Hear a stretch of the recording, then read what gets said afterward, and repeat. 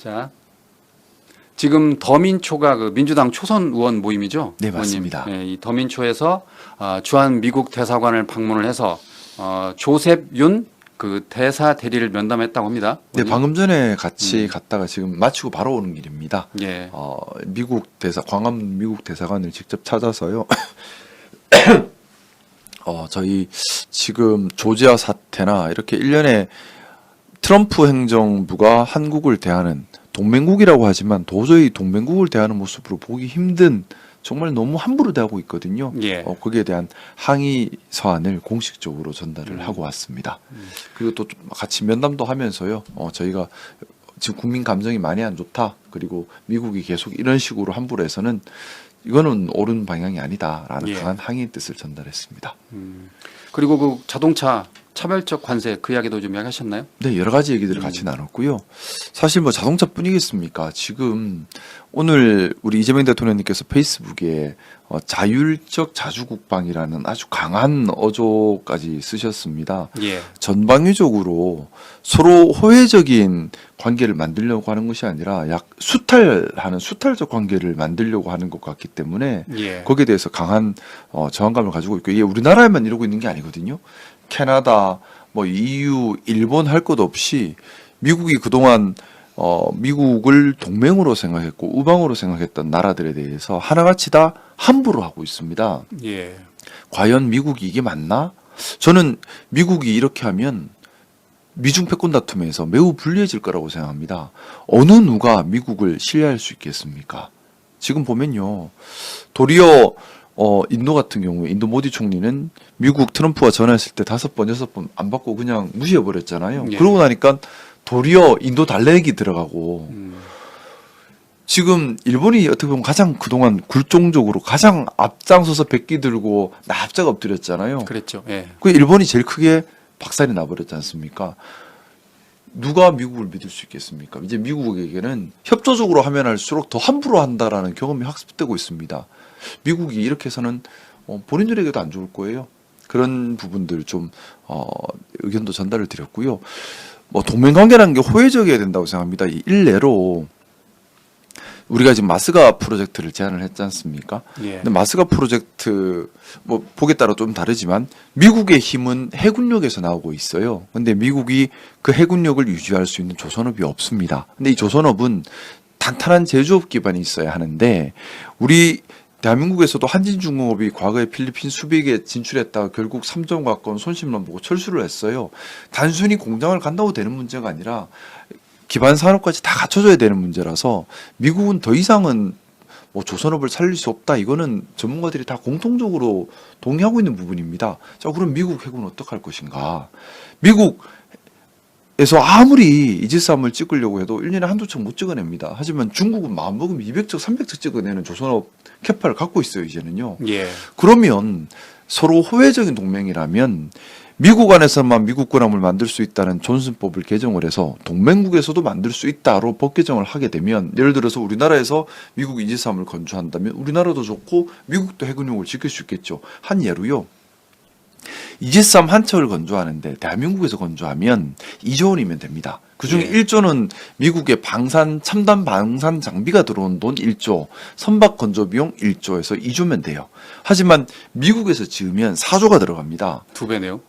왜냐하면 방산 장비 1조 들어온 건 똑같아요. 근데 선박 건조 비용이 3조가 들어가는 겁니다.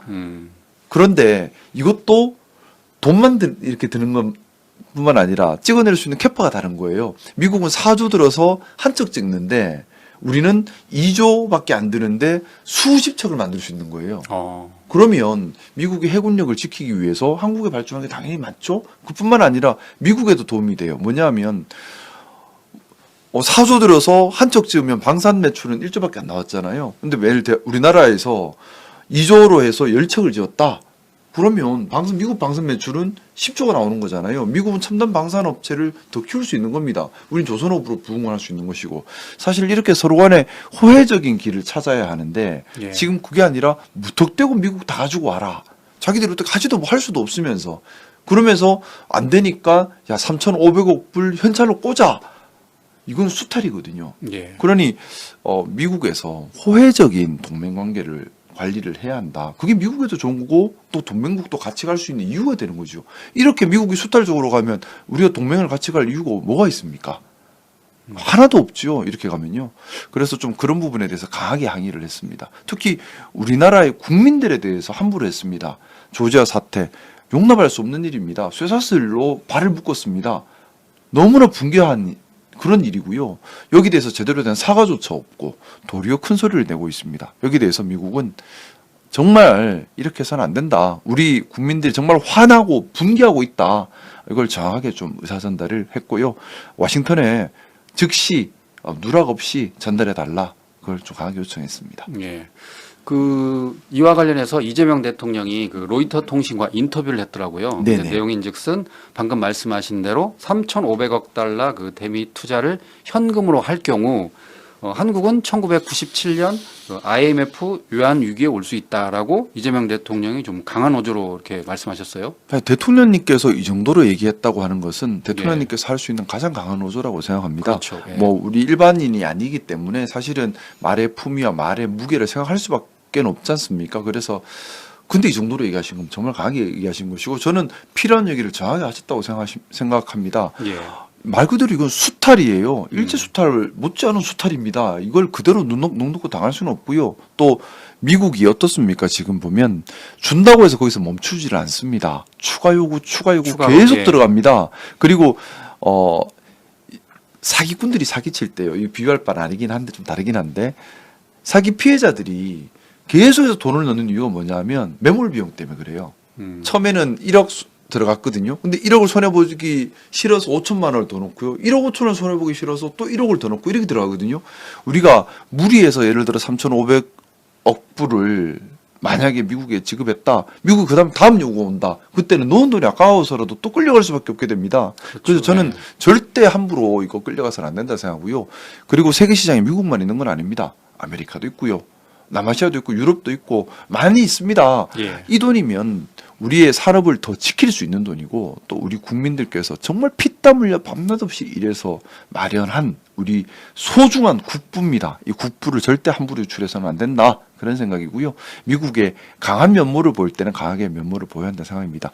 자, 이런 부분 얘기하면 혹자들은 그렇게 얘기합니다. 우리나라의 안보, 생명이 미국에 기대고 있는데 미국 눈밖에 나면 우리의 안보가 무너지면 이게 다 무슨 소용이냐. 예. 그렇게 그건 절대 사실과 달라요.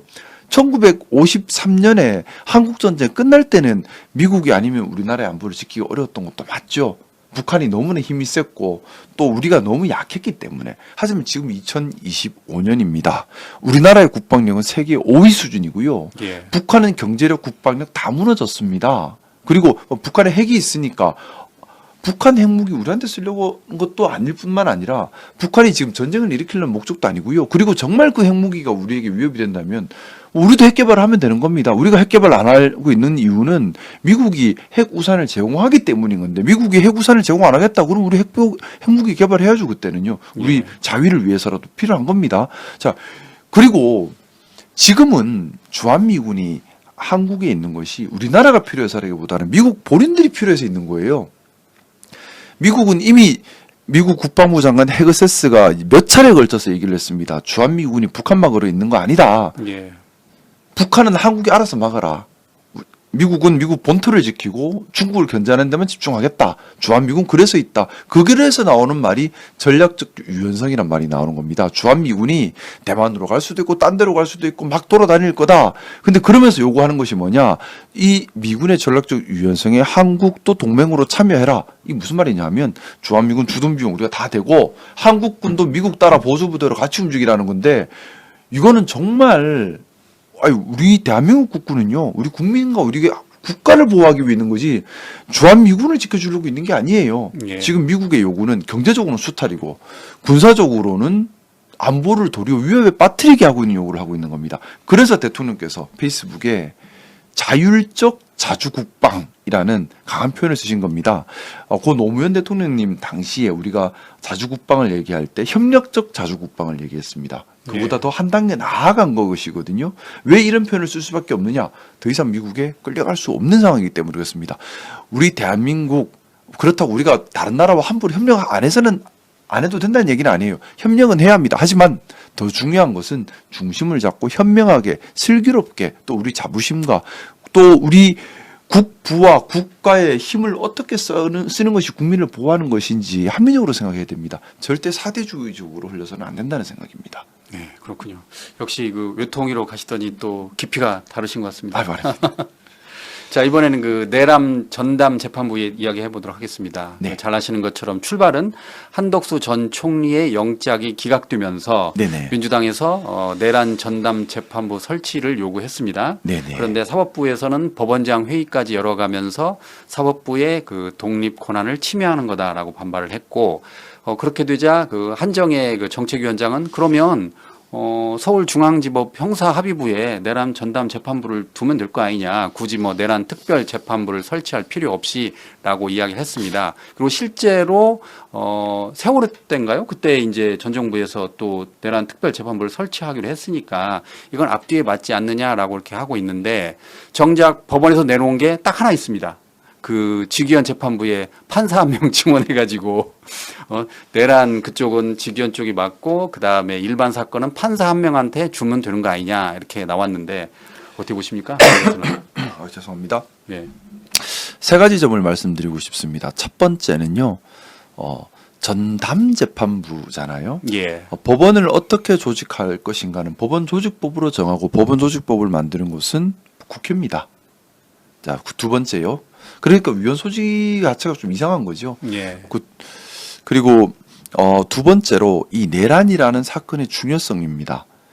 어떤 일이 있었습니까? 국민 전체를 위험에 빠뜨리고 국가 자체가 무너질 뻔했고 이걸 막기 위해서 전 국민이 반년 가까이 불안에 떨고 추위에 나가서 거리에서 맞서 싸웠어야 했고 그 결과 겨우 재판을 열게 된 겁니다. 이 큰 재판을 아무나 뺑뺑이 해서 그냥 배정되는 판사님 마음대로 해도 돼. 5,200만 국민의 생명과 미래를 그냥 뺑뺑이로 해서 배정받는 판사님 한 명이 마음대로 해도 돼? 뭔가 이상하지 않습니까? 그리고 예. 그 판사님이 과연 지금 공정하고 있나요? 마지막 세 번째, 사법부의 독립을 계속 얘기하고 있습니다. 사법부의 독립의 의미가 무엇인지를 우리가 생각을 해야 합니다. 사법부의 독립, 뭘까요? 사법부의 독립요, 네이버만 검색해봐도 나옵니다. 법관이 오로지 법률과 양심에 따라서만 판단해야 한다. 그리고 이 사법부의 독립이라고 하는 것은 법관 스스로 독립해야 한다는 겁니다. 뭐냐면 법관이 자신의 선입견이나 자신의 정치적 견해나 자신의 감정으로부터 독립해야 된다는 얘기예요. 예. 법관이 자신의 정치적 견해, 자신의 경험, 자신의 선입견, 자신의 감정으로부터도 독립해서 오로지 법관으로서의 양심과 법률만 가지고 판단하라. 이것이 사법부의 독립이고요. 이걸 지켜주기 위해서 여러 제도들이 있는 겁니다. 자, 그러면 돌이켜보면요. 조희대 대법원장이 이재명 대통령님 대선 직전에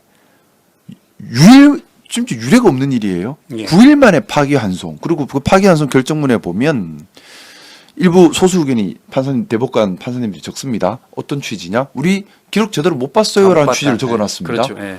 기록도 제대로 보지 못한 상태에서 정말 이례적으로 9일 만에 전원 합의체 파기환송을 내었던 것, 이것이 오로지 그 대법관들이 법률과 양심에 따라서 했다라고 할 수 있을까요? 우리가 상식적으로 추단할 수 있죠. 정치적 편향성이 들어갔구나. 선입견이 들어갔구나. 경우에 따라 감정이 투입됐구나. 자, 그러면 사법부의 독립이 그때 침해된 겁니다. 누가? 법관들의 대장인 예. 대법관들이 사법부의 독립을 스스로 망가뜨려 버린 거예요. 그러면 이걸 회복시켜 줘야죠. 또 직위원 부장판사가 했던 일 어떻습니까? 법문헌에 명백히 위반돼서 역사상 처음으로 오로지 윤석열만을 위해서 나를 시로 바꿔서 예. 해석을 해버립니다. 그리고 풀어줘 버렸어요. 그리고 지금 구속된 지 또 6개월이 다 돼가는데 제대로 재판 진행도 안 하고 세워라 내워라 시간만 보내고 있어요. 마치 풀어주려고 하는 것처럼. 예. 자, 이것이 그러면 우리 일반 상식으로 봤을 때 법관이 정치적 편향성을 극복하고 본인의 선입견을 극복하고 경험을 극복하고 감정을 극복해서 오로지 자신의 양심에 따라서 법률만 기준으로 해서 판단하고 있다고 할 수 있나요? 오염됐다고 지금 보이지 않습니까? 자, 그러면 사법부의 독립을 침해한 사람은 누굽니까? 사법부의 독립을 침해한 사람은 조희대 대법원장과 그리고 직위원 부장판사 이 두 사람이 사법부의 독립을 침해한 겁니다. 예. 그러면 사법부의 독립이 침해됐으니 너희 사법부의 독립을 침해한 거 잘못됐어라고 당연히 비판을 할 수 있어야 되고요. 그 비판에 따라서 조치를 취할 수 있는 게 민주주의 아닌가요? 예. 그래서 지금 우리 민주당에서 주장하는 건 또 전담재판부 얘기하는 건 이 얘기입니다. 법관이 오로지 법률과 양심에 따라서 사법부의 독립을 지키라라고 요구하는 겁니다. 그래서 오로지 법률과 양심에 따라서 판단할 수 있는 재판부를 구성하자 얘기를 하고 있는 거예요. 그래서 재판부 구성이 공정하게 되도록 하는데 심혈을 기울이고 있는 거고요. 예. 자, 그러면 지금 사법부의 독립이 침해돼서 사법부의 독립을 세워주겠다고 하는데 건드리지 마라 하는 것, 이거는 앞뒤가 안 맞는 얘기죠. 저는 이런 비판들이 나오는 지점에서 우리 대한민국의 훌륭한 판사님들께서 좀 한번 되돌아봤으면 좋겠습니다. 정말 사법부의 독립, 오로지 법률과 양심만을 기준으로 해서 공정한 재판을 하고 있는가? 그걸 하고 있다면 누가 이런 문제를 제기하겠습니까? 그러니까 말씀 들어보니까 귀에 쏙쏙 들어옵니다. 그러니까 사법부의 독립이 중요한데 정작 그 독립을 침해한 건 조희대 대법원장이다. 그렇죠. 네. 그 우리는 지금 사법부의 독립을 지켜주려고 하는 일인 거예요. 근데 마치 우리가 사법부의 독립을 부수고 있다라고 얘기를 하니 말이 안 맞는 거죠. 사법부의 독립을 부순 곳은 조희대 대법원장과 직위원 부장판사였죠. 예. 그래서 그 당시에 뭐 6만 쪽인가 7만 쪽에 달하는 그 기록을 아까 말씀하신 것처럼 소수 의견으로 일부 재판관들이 보지 못했다. 네. 그러면 과연 그걸 봤는지 로그인 기록을 달라라고 해도 아직 공개하지 않고 있잖아요. 그러니까요. 예. 말이 안 되는 얘기예요. 그러니까 이게 아마 이 이야기를 처음 들으신 분 좀 헷갈리실 거예요. 우리가 사법부의 독립 그러면 판사님 마음대로 하도록 아무도 못 건드리게 해줘야 돼만 생각을 해요. 예. 자, 근데요. 사법부의 독립의 사전적 의미입니다. 객관적 의미입니다. 교과서에 나오는 내용이에요. 법관이 오로지 법률과 양심만 기준으로 하고 본인의 경험, 본인의 선입견, 본인의 정치적 편향성, 본인의 감정으로부터 독립하라. 이걸 지켜주기 위해서 판사님 이렇게 우리가 보호해 주는 거거든요. 근데 본인이 판사가 정치적 편향성을 드러내버리는 순간에 사법부의 독립을 스스로 부숴버린 겁니다. 예. 그러면 바로 잡아줘야죠. 그러면 바로 잡아준다는 말씀은 민주당에서 입법으로 강행할 수도 있다. 그렇게 봐야 되는 저는 건가요? 필요하다면 해야 된다고 생각합니다. 근데 물론 판결 내용을 강제해서는 안 돼요. 그랬죠. 예. 그건 안 되죠. 근데 오로지 법률과 양심만을 가지고 판단할 수 있도록 재판부 구성이 필요하고 그 재판부 구성을 공정하게 하는 법이라면 그거는 사법부의 독립을 지켜주는 거죠. 예. 그리고 법원 조직법에 위배되지 않게 그러니까 특별법원을 만들 수는 없습니다. 하지만 있는 법원 안에 전담 재판부를 구성하는 것은 위헌은 아니라고 생각합니다. 그러면 방금 말씀하신 대로 민주당이 법률로 내란 전담 재판부를 설치하도록 이렇게 하고 그러면 결국 대법원은 거기에 따라야 되는 거다 그 말씀인 거예요? 지금 이제 전담 재판부니까요. 예. 전담 재판부니까 만약에 설치가 된다면은 그 부분은 또 논의가 될 수 있어요. 지금 진행 중인 사건을 글로 넘겨야 될지 아니면 새로 올라오는 지금 내란 사건 계속 올라오고 있지 않습니까? 이쪽으로 또 배정을 해야 될지 이거는 또 논의 대상은 있는데 이 대법원 이걸 건드리는 게 아니라 여기를 지금 전담 재판부는 말 그대로 내란 사건 자체를 얘기하는 겁니다. 예. 내란 사건을 다투는 형사부에 그래서 저희가 중앙지법 형사부에 전담 재판부 설치가 필요하다라는 그렇죠. 예. 취지로 얘기를 하고 있는 것이고 윤석열 또다시 밖에 나와서는 안 되잖아요. 근데 구속기간 제한이 있습니다. 두 달에서 최장 이제 각 신급별로 6개월밖에는 구속을 할 수가 없어요. 근데 예. 지금 윤석열 구속된 지 6개월 다 돼가는데 그렇죠. 재판을 안 하고 있어요. 그러면 이제 풀어주겠다는 건가요? 윤석열이 다시 또 거리로 나와서 활보하는 걸 우리가 봐야 합니까? 과연 이게 공정함인가요? 과연 이게 사법부의 독립, 법관이 정말 법률과 양심에 따라서 윤석열을 풀어주는 건가요? 저희는 우리 일반 상식적으로 이해할 수 없는 일인 거죠. 예. 그래서 일부에서는 그 윤석열 측에서 위헌 법률 심판을 제기를 하면 그게 헌법재판소로 넘어갈 수도 있다면서요. 그렇게 되면 이제 그런 이제 윤석열의 시간 끌기를 예. 염려하는데요. 뭐 헌법재판소로 가도록 만들지 안 만들지의 실질적인 결정도 어떻게 보면 지금은 주기현 부장한테 많이 가 있는 상황이지 않습니까? 예. 담당 부장 판사니까. 근데 저는 자꾸 의문을 제기하는 게 그겁니다. 아니 이분이 정말 내란 사건을 판단할 수 있을 만큼의 공정함과 전문 지식과 우리 국민적 합의를 받은 적이 있느냐는 겁니다. 판사님들은요 기본적으로 시험만 쳐서 판사가 된 사람들이에요. 국민들이 선출한 적이 없습니다. 오로지 그냥 그러다 보니까 판사님들이 기본적으로 생각이 약간 그런 것이 있어요. 본인이 노력해서 과일 따듯이 땄다라는 생각을 가져요. 자격증을 땄다, 판사를 땄다. 자, 근데 그렇다면 국민들이 선출한 권력도 아니고 국민들이 권한을 준 적도 없습니다. 그냥 자격증을 딴 다음에 임명받은 거잖아요. 근데 그 자격증을 따는 과정도 단순히 법률 지식만 평가했다 뿐이지 그분의 현명함을 평가하거나 경험을 평가하거나 공정함을 평가해 본 적은 없죠. 그런 잣대가 없으니까. 그런 기술이 네. 없었으니까. 시험 과목에 공정함이나 시험 과목이 없잖아요. 자, 그러면 판사님들이 기본적으로 겸손해야 해요. 그리고 특히 내란 재판 말씀드렸던 것처럼 국가의 본체를 무너뜨릴 뻔했고 국민 전체를 위험에 빠뜨릴 뻔했고 5,200만 국민들께서 6개월 동안 밤잠 못 자고 벌벌 마음 졸이면서 만들어낸 그 재판입니다. 그런 재판을 그 중요한 재판을 그냥 뺑뺑이로 아무나 해. 이거는 이상하잖아요. 그리고 또 이상하게 하고 있잖아요. 어떻게 풀어줍니까? 그것도 날을 시로 계산해서 분명히 법전에는 날로 돼 있는데. 예. 자, 이번에는 그 나경원 법사위 간사 문제를 한번 거론해 네네. 보도록 하겠습니다. 그 법사위에서 검찰 개혁 청문회를 지금 시도하려고 그랬는데 네네. 그 청문회를 하기 전에 국내임이 그 유인물을 이렇게 붙였어요. 네네. 그래서 저기 노트북 앞에다 뭐라 붙였냐면 정치 공작, 가짜 뉴스 공장, 민주당 이렇게 붙였습니다. 네네. 그러니까 우리 추미애 위원장이 그 철거를 하세요라고 명령을 하니까 네. 나경원 의원이 간사나 선임하세요라고 이야기했습니다. 네. 그래서 결국 민주당과 이제 국힘이 이제 제대로 붙었는데 네. 민주당에서 늘 하는 이야기가 이게 일사부재의 원칙. 그러니까 이미 투표를 해가지고 10명이 참여했는데 10명 모두 만장일치로 부결됐잖아요. 네네. 그래서 한 회기에서 한 번 한 거는 다시 하지 않는다는 일사부재의 원칙에 따라서 간사 문제를 할 수 없고 나경원 의원의 그 남편이 춘천지방법원장인가요? 네네. 그러니까 이제 이해 충돌 문제 때문에 할 수 없다라고 했는데 네. 나경원 의원은 아니다. 일사부재에 해당하지 않는다라고 하면서 계속 지금 간사를 하고 싶어 하거든요. 네. 왜 그런다 보십니까, 의원님? 뭐 저는 진짜 간사를 하고 싶다기보다는 좀 예. 시끄럽게 이슈를 만들고 싶어 하는 걸로 보여져요. 네. 지금 사실 지금 국민의힘 전체를 좀 봐야 하는데 보면 지금 어제 그 일요일 날이었죠. 대구에서 집회가 있었죠. 대구 집회. 예. 그 대구 집회만 보더라도요. 장동혁 대표가 대구 집회를 연 이유가 뭘까요? 집회 내용은 보면 다 이제 뭐 민주당 비난, 이재명 대통령님 비난하는 내용만 가득한데 예. 진짜 욕하고 싶어서 욕하는 게 아니라 자기 정치하고 있는 겁니다. 뭐냐 하면 장동혁 상당히 지금 위태로운 상황이 돼 있어요. 지금 그 통일교도 국민의힘 책임당원이 12만 명이라고 12만 나왔죠. 명. 예.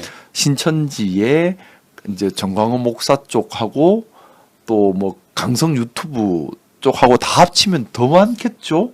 그러면 얼추 예를 들어 국민의힘 책임당원 70만으로 본다 하면 통일교, 신천지, 강성교회, 강성 보수 유튜버 영향력 받는 사람 얼추 합치면 반절은 될 것 같거든요. 예. 그러면 강성 지지층이 너무 강한 거예요. 근데 이 강성 지지층이 기대면 장동혁이 다음 지방선거 필패하겠죠? 예. 그러면 본인 정치 생명은 또 위태로워질 수 있습니다. 예. 그렇다고 일로 갈자니 또 이쪽에 이제 강성 쪽에서는 못 따라오죠.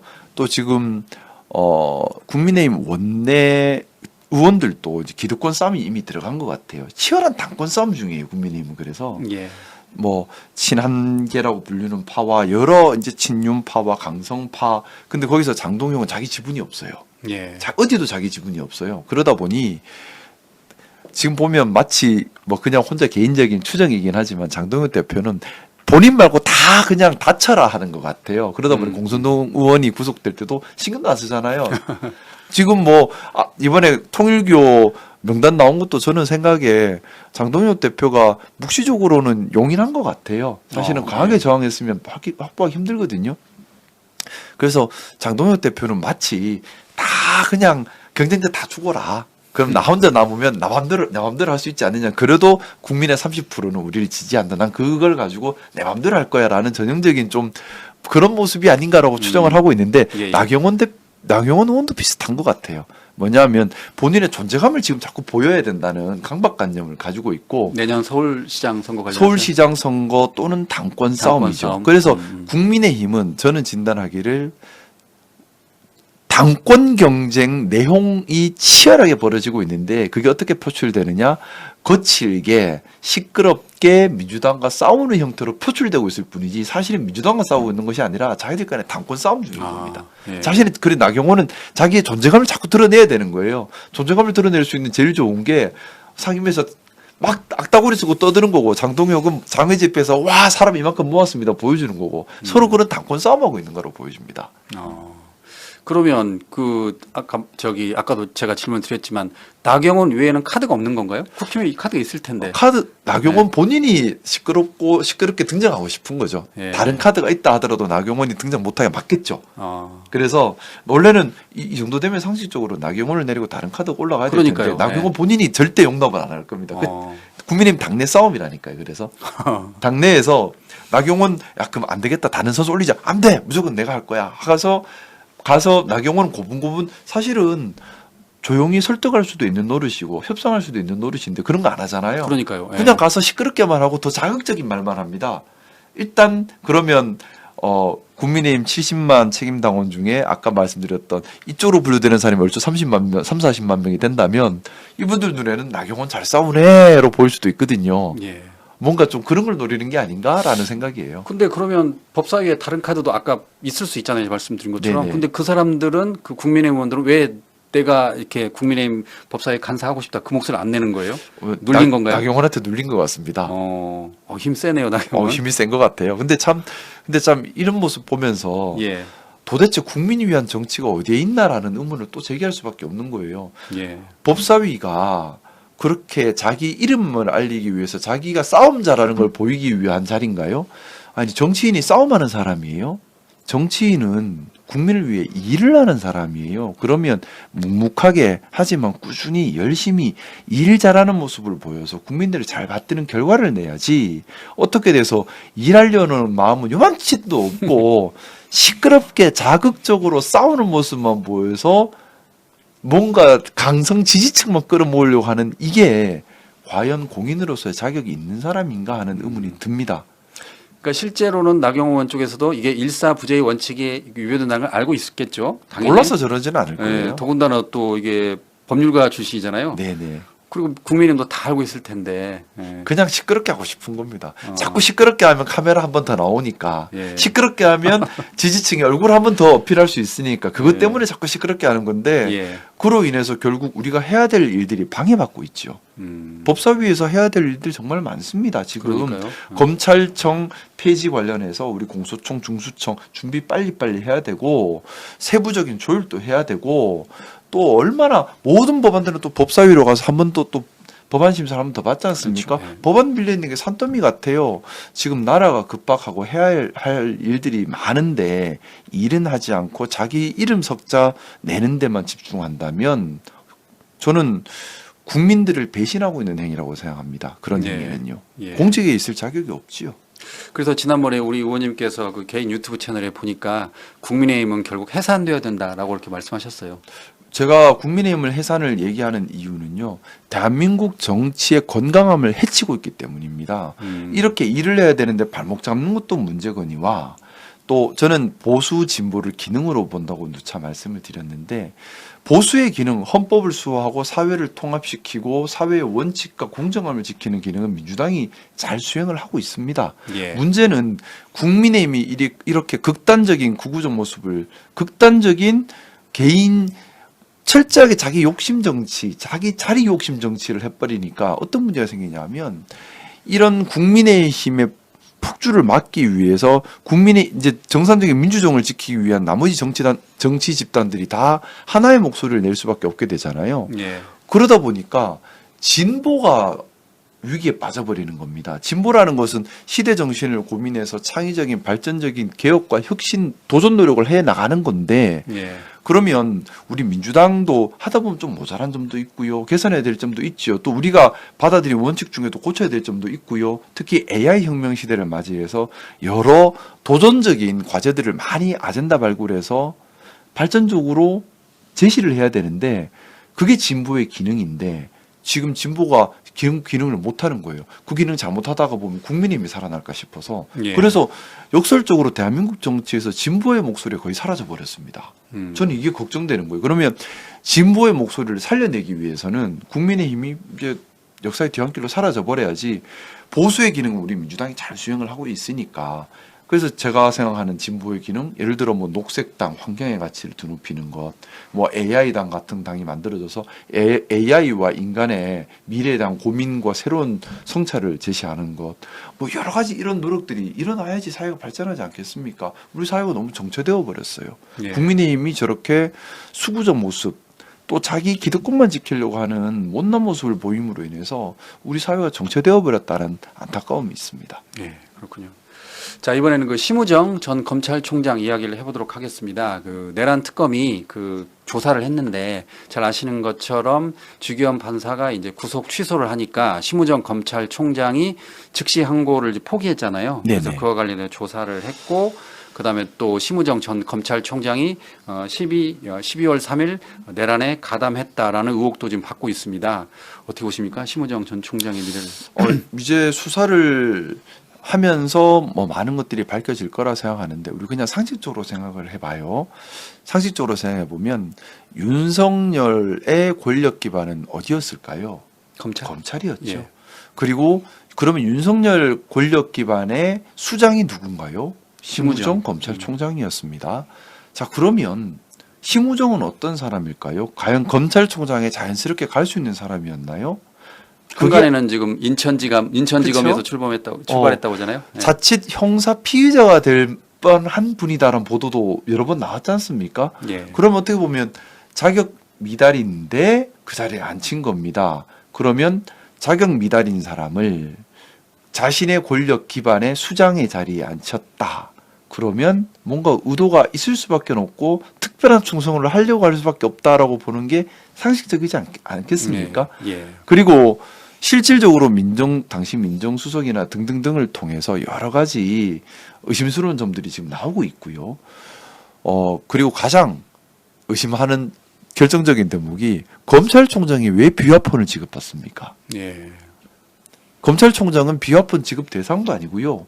검찰총장은 공정하게 법을 집행하는 곳인데 그 사람이 비화폰이 왜 필요합니까? 왜 비밀이 필요하죠? 그 자체가 뭔가 내란에 관련성이 있다는 간 의심을 주게 하는데 이 이후에 윤석열을 지키기 위해 했던 여러 가지 행동들까지 덧붙여진다면은 합리적인 의심 할 수밖에 없다고 생각합니다. 근데 그 부분에 대해서 수사를 통해서 밝혀질 것이고요. 핵심은 뭐 비화폰에 좀 서버에 비화폰 내용이 좀 저장이 돼 있다는 보도를 봤는데 네, 지금 그 비화폰이 그대로 보존돼 있다고 그러더라고요. 네. 좀 거기서 뭔가 우리 합리적인 의심을 풀어줄 단서들이 나오지 않을까라고 기대하고 있습니다. 예. 또 심우정 전 검찰총장은 그 법무부 차관일 때 그 이종섭 전 장관의 출국 금지를 법무부가 했는데 그때 네. 법무부 차관이었고 네. 그다음에 지금 시끄러운 그 뭐죠 관봉권 띠지가 제거된 그 의혹이 있는데 그때 당시 검찰총장이 심우정 전 검찰총장이었고 그러니까 좀 의심스러운 행동에 늘 심우정이 있는 거죠. 예. 의심스러운 일에. 그러니 윤석열의 권력 기반 수장으로 있으면서 윤석열의 수족 노릇을 했다라고 객관적으로 볼 수밖에 없는 상황이지 않습니까? 예. 그러면 그런 사람이 내란에 대해서 관여가 없었겠습니까?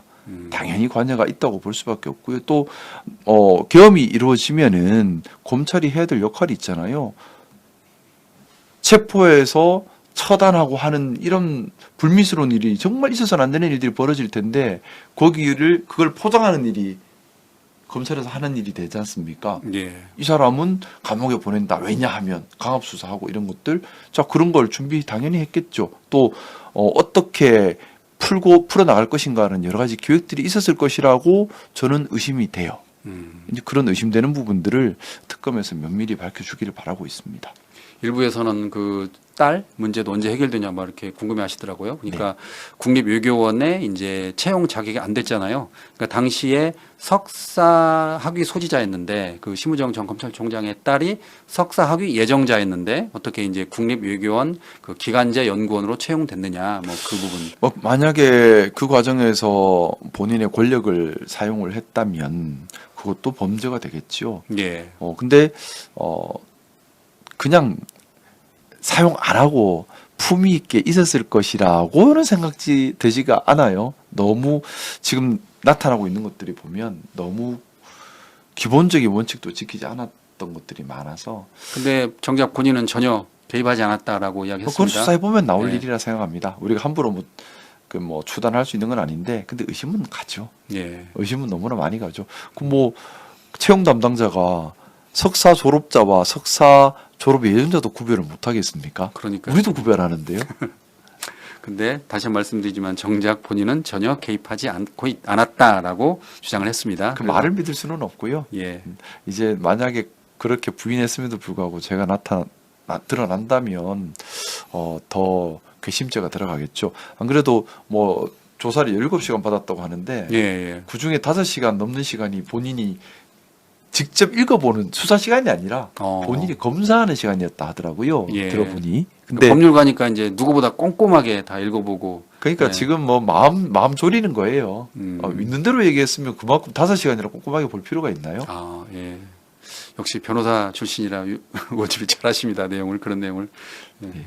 자, 그 서울중앙지법이 그 김건희 씨에 대해서도 그 언론사 법정 촬영을 허가했다고 합니다. 네네. 그러니까 9월 24일 할 예정인데 지금 김건희 씨가 도이치모터스 주가 조작 혐의, 그다음에 통일교 금품 수수 의혹, 그리고 공천 개입 혐의 등으로 재판을 받고 있는데 네. 이번에 서울중앙지법 형사합의 27부에서 언론사들의 법정 촬영을 허가했다고 합니다. 실제로 윤석열 전 대통령도 주기현 그 재판장이 한 번은 허락한 적이 있잖아요. 네네. 그러니까 이거는 당연한 거죠, 의원님. 우리 헌법에 재판은 공개하게 되어 있습니다. 예. 하지만 예외적인 사정이 있을 때 법관이 이제 비공개 결정할 수 있는 것이고요. 원래 공개하는 게 원칙이에요. 근데 공개의 방법에 대해서 나와 있는 게 없죠. 예. 근데 뭐 중개하는 것도 공개 방법이 될 수 있지 않을까요? 헌법에 하지 말라는 건 없기 때문에 공개하는 것이 원칙입니다. 근데 뭐 방청석 공개도 공개지만 뭐 내란 사건 또는 뭐 김건희의 이런 국정농단 이런 것들은 개인 사건이 아니거든요. 개인 사건 같으면 함부로 공개할 수 없겠지만 이건 개인 예. 사건이 아니에요. 전 국민이 관심을 갖고 있는 국채에 대한 위협이자 도전이었습니다. 국민 전체의 권리를 침해한 거예요. 그래서 대한민국 5,200만 국민 전체가 이해 당사자인 사건입니다. 그러면 중개를 통하든 뭐 다른 어떤 방법이든 국민 전체가 볼 수 있도록 해야 되지 않을까요? 왜? 실질적으로는 내란이라는 것도 국정농단이라고 하는 것은요. 국민 전체가 이해 당사자이기 때문에 그렇습니다. 이해 당사자니까 당연히 볼 권리가 인정돼야죠. 근데 실제로 그 윤석열 전 대통령은 딱 한 번 공개했어요. 그러니까 지금 과연 이 직위원 재판부가 오로지 법률과 양심에 따라서 사법부의 독립을 지키고 있는지 의심스럽다는 겁니다. 예. 그래서 사법부의 독립을 지키라고 비판을 하고 그래도 이렇게 비판을 함에도 지키지 않는다면 사법부의 독립을 지키기 위해서 내란 전담 재판부가 필요할 수 있다는 거죠. 아, 또 그런 의미에서 또 그렇게 해석이 되는군요. 사법부의 독립을 침해하고 있는 거예요. 직위원 판사 마음대로 할 수 있는 게 사법부의 독립이 아닙니다. 오로지 법률과 양심만을 법률과 기준으로 양심에 판단을 따라. 하는 것이 사법부의 독립입니다. 개념이 그게 개념인 거예요. 그러면 김건희 그 재판, 그러니까 여기는 아까 서울중앙지법 형사합의 27부는 몇 번 더 공개할 수도 있겠네요. 이거는 재판장 마음인 거잖아요. 당연히 공개하는 것이 원칙입니다. 원칙이고, 또 예. 다시 한번 말씀드리지만 이 사건은 5,200만 대한민국 국민이 전부 이해 당사자입니다. 예. 이해 당사자니까 볼 맞죠. 수 있어야죠. 그래서 그 당시에 뭐 두 사람을 상대로 이렇게 소송도 막 그랬잖아요. 10만 원 달라, 20만 되돌려 달라. 네. 저는 대한민국 국민이 다 걸 수 있다고 봅니다. 예. 우리 얼마나 힘들었어요. 밤잠도 못 자고 소화도 안 되고 너무나 힘든 시간 보냈지 않습니까? 저는 위자료가 너무 적게 나온 것 같아요. 왜 10만 원밖에 안 나오지? 그러니까 10만 원을 했고 또 그 뒤에 20만 원 위자료 한다 뭐 그런 얘기 나왔었잖아요. 뭐 저 같은 경우는 훨씬 많이 청구할 수 있을 것 같아요. 뭐 죽으려고 마음먹는 상태까지 갔으니까. 예. 그죠? 그러니까 이거는 당연히 국민들께서 알 권리예요. 이거는 보장을 받아야 한다고 생각합니다. 예, 그렇군요.